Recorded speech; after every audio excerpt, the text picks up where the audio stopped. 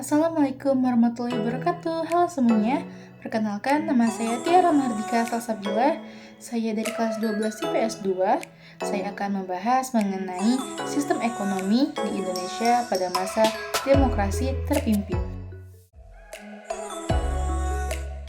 Ekonomi yang diterapkan pada masa itu adalah sistem ekonomi terpimpin.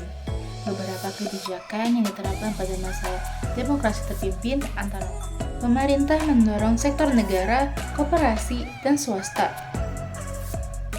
Kedua, perekonomian diatur oleh sektor negara dan koperasi, sementara swasta hanya membantu pelaksanaan ekonomi. Ketiga, Presiden mengeluarkan kebijakan pengaturan ekonomi dengan sistem komando ke seluruh negeri. Keempat, Presiden merancang program pembangunan nasional semesta berencana. Kelima, kegiatan perekonomian ditekankan pada konsep gotong royong dan kekeluargaan. Keenam, pemerintah menyatakan bahwa sistem ekonomi Indonesia berpegang pada sistem berdikari atau berdiri di atas kaki sendiri. Namun, kondisi ekonomi pada masa demokrasi terpimpin cenderung mengalami banyak masalah, seperti inflasi tinggi dan yang lainnya. Hal ini disebabkan oleh beberapa hal, antara lain anggaran belanja negara terus mengalami peningkatan, tanpa diimbangi dengan pendapatan negara yang memadai.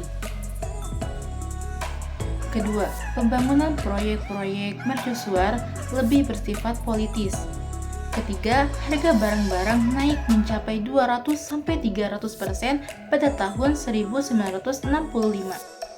Pada masa ini, Presiden merancang program pembangunan nasional semesta berencana dengan memaksimalkan peran BUMN serta koperasi.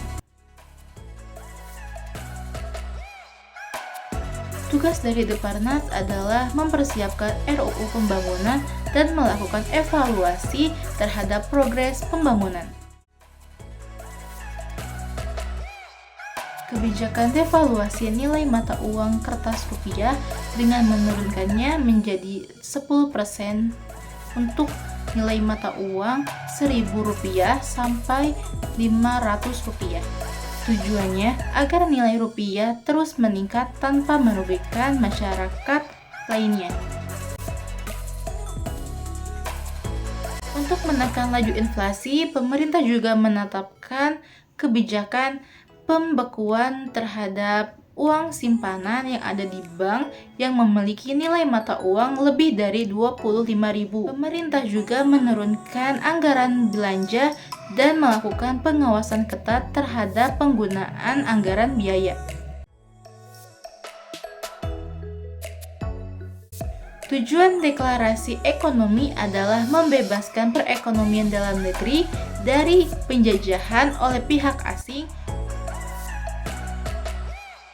Kebijakan dana revolusi menyebabkan utang-utang negara semakin banyak dan aktivitas ekspor semakin menurun. Tingkat inflasi pada saat itu mencapai 635,35% pada tahun 1966. Meskipun pada masa demokrasi terpimpin banyak sekali kerugian yang kita alami, namun banyak juga pembangunan yang berhasil diraih oleh pemerintah pada masa itu.